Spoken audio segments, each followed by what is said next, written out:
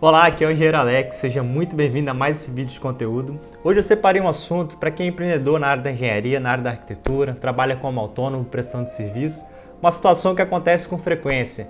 O cliente ele só quer contratar o seu serviço de ART e alvará, mas não quer contratar a mão de obra, sua mão de obra para executar o serviço. Como lidar com essa situação? Como lidar com o fato de você emitir uma responsabilidade técnica sobre um serviço, sendo que a mão de obra que vai executar é a mão de obra direta, ele contratou ali direto com o pedreiro, direto com o mestre de obras, sendo que a responsabilidade é sua. Como lidar com essa situação? Bom, é uma situação que se você ainda não passou, é muito provável que você ainda vá passar, que você já se prepare para você lidar com isso da melhor maneira possível.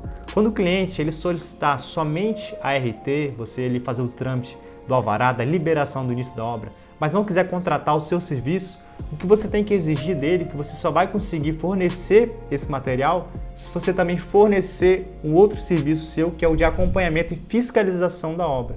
Para você fornecer uma responsabilidade técnica, emitir uma RT, você só pode fornecer esse documento se você acompanhar a execução da obra. A gente sabe que na prática muitos profissionais, para querer ganhar um dinheiro, acabam emitindo a RT e para não gastar tempo com o acompanhamento, com a fiscalização, nem aparece na obra, nem lembra que essa obra existe e com isso ele está colocando a sua carreira em risco. Por quê?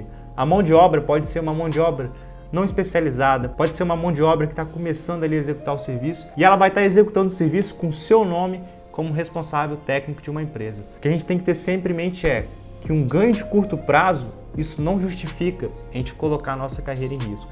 Então, quando o cliente solicitar somente a RT, somente o alvará, você pode atender esse cliente desde que tenha a ressalva dele contratar o seu serviço de fiscalização e acompanhamento de obra. Às vezes você pode combinar um acompanhamento semanal, um acompanhamento quinzenal, isso vai depender do porte da obra e da necessidade que você tem que ter ali no canteiro de obras. Então essa parte de fiscalizar, de fazer a leitura do projeto, de dar as instruções para a mão de obra, isso tem que ser cobrado além da RT e desse trâmite de liberação através do alvará. Alex, e quanto cobrar por esse serviço? Essa é uma dúvida também muito frequente. Aqui a gente tem que entender, o serviço de RT e alvará, os clientes eles entendem como um serviço apenas burocracia, só para cumprir ali uma etapa que precisa ser feita e acaba não dando valor porque eles acham que é apenas um papel. Muitos clientes são leigos e não entendem a responsabilidade que é a gente assumir uma obra, assumir um projeto. Eles não entendem o valor que quando a gente cobra por um papel, a RT, eles acham às vezes que está caro. Então, para você saber o preço justo de você cobrar por esse serviço, vale a pena você se basear aí pela média de preço da sua região. Converse com colegas de profissão, converse com profissionais que já estão atuando, pergunte para ele qual é a média de preço da região por esse determinado serviço.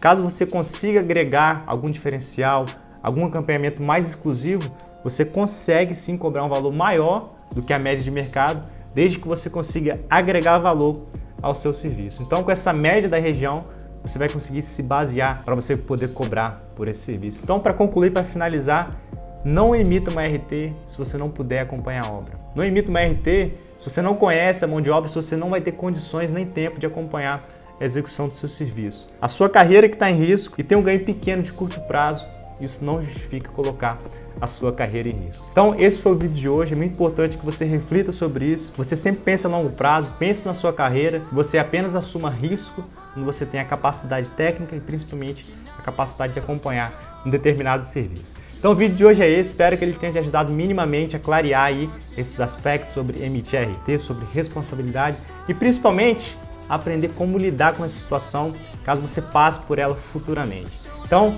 um grande abraço e até o próximo conteúdo. Até lá!